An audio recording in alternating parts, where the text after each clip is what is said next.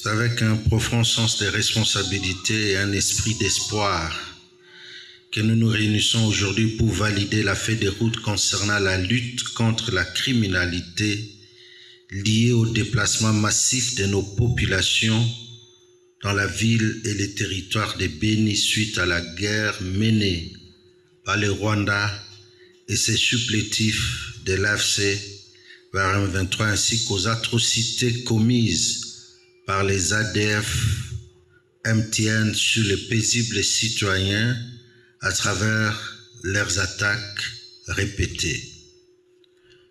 Depuis plusieurs années, notre région subit les conséquences douloureuses d'un conflit persistant qui a perturbé les tissus sociaux, perturbé les communautés et contraint des milliers de familles à abandonner leurs foyers. Ces déplacements forcés sont aujourd'hui l'un des défis majeurs pour la stabilité et la sécurité locale. Ils ont aggravé les vulnérabilités préexistantes et parfois engendré de nouvelles formes de criminalité, ce qui fragilise davantage les populations déjà affectées. Cependant, nous sommes ici pour affirmer une vérité essentielle. L'espoir demeure et notre détermination reste intacte.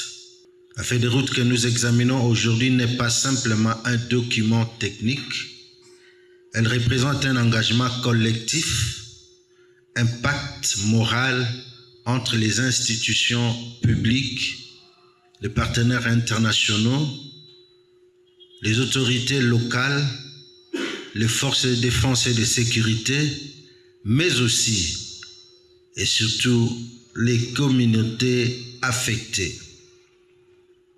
Elle trace la voie vers une action coordonnée, cohérente et durable, centrée sur la protection des personnes, la prévention des violences, la restauration de la confiance, la consolidation de la paix. Je tiens à exprimer ma profonde gratitude envers le président de la République, son Excellence M. Félix Tshisekedi Tshilombo, commandant suprême des forces armées de la République démocratique du Congo et de la police nationale congolaise qui fait de son possible pour rétablir la paix dans nos communautés respectives afin de permettre à la population de vaquer librement à ses occupations. Permettez-moi de souligner trois éléments fondamentaux de cette démarche. 1. La priorité donnée à la sécurité humaine. Nos réponses ne doivent pas se limiter aux approches militarisées, elles doivent placer l'être humain au cœur de toute stratégie. Enfants, femmes, jeunes, personnes âgées, déplacées et communautés hautes. Renforcer leur résilience, assurer leur accès aux services essentiels et garantir leur dignité doit être la base de toute politique. 2.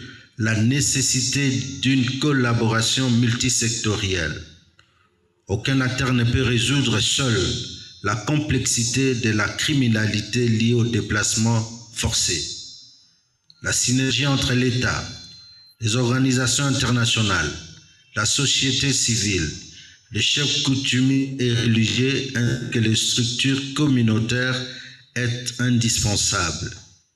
Ensemble, nous pouvons bâtir une réponse intégrée, cohérente et efficace. 3. L'importance de l'appropriation